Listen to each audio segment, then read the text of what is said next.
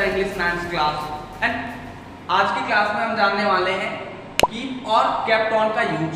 तो सबसे पहले चलिए देखते हैं कीप का यूज। तो कीप का मतलब होता है रहो। एक्चुअली में होता क्या है, जब भी हम अपनी डेली लाइफ में रहो वर्ड का यूज करते हैं किसी भी हिंदी सेंटेंसेस में, जैसे स्कूल जाते रहो, खाना खाते रहो, पानी पीते रहो, तो इन सभी सेंटेंसेस के लास्ट में आता है रहो। तो इस तरह के वाक्यों को इंग्लिश में जिससे ट्रांसलेट किया जा सकता है वो है कीप।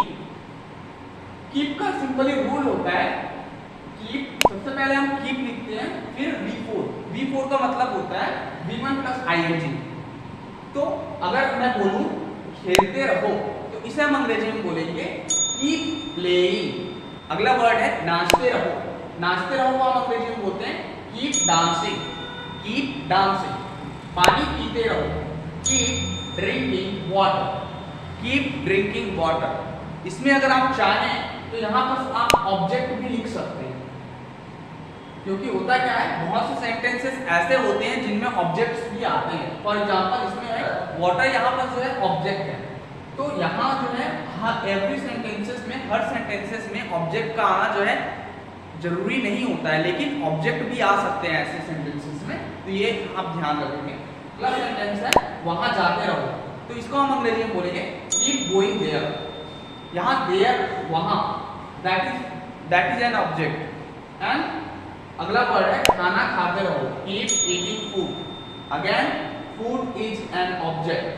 आप इसी तरह से बहुत सारे इंग्लिश के सेंटेंसेस बना सकते हैं, जैसे मारते रहो कीप हिटिंग, जैसे क्रिकेट खेलते रहो कीप प्लेइंग क्रिकेट, बैठते रहो कीप सिटिंग, कुर्सी पर बैठते रहो keep sitting on the chair. इसी तरह से जो है आप बहुत सारे इंग्लिश के वाक्य बना सकते हैं कीप की मदद से। तो अब हम देखते हैं केप्ट ऑन के बारे में। केप्ट ऑन का बेसिकली मतलब होता है जारी रखा, मतलब किसी भी काम को जारी रखा।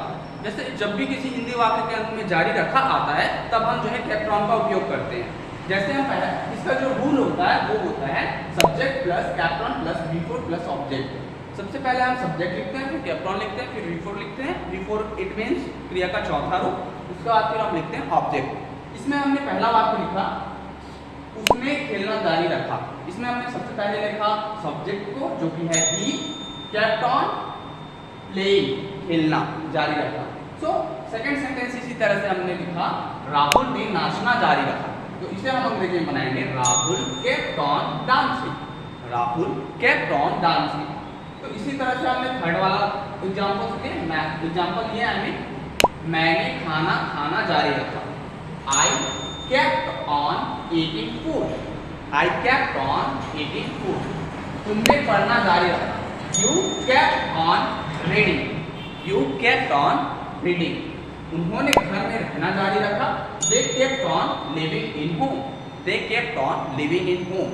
तो इसी तरह से जिस भी वाक्य के अंत में जारी रखा आता है तो वहां पर हम जो है बेसिकली केप्ट ऑन का उपयोग करते हैं। तो आप ऐसे ही बहुत सारे सेंटेंसेस बना सकते हैं, जैसे उसने क्रिकेट खेलना जारी रखा, he kept on playing cricket। मैंने पढ़ना जारी रखा, I kept on reading। मैंने पुस्तक पढ़ना जारी रखा, I kept on reading book। उन्होंने कुर्सी पर बैठना जारी रखा, they kept on sitting on the chair।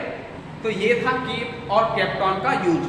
अगर आपको वीडियो पसंद आया तो एक लाइक करना बिल्कुल मत भूलिएगा। अगर आपको कीप या केप्ट ऑन से रिलेटेड कोई भी कंफ्यूजन है या कोई क्वेश्चन माइंड में आ रहा है तो कमेंट करना बिल्कुल मत भूलिए, मैं उसका आंसर जरूर से देता हूँ। So thanks for watching. Don't forget to subscribe as well, because here you will get this kind of videos in daily basis. So don't forget to subscribe, as I have said before.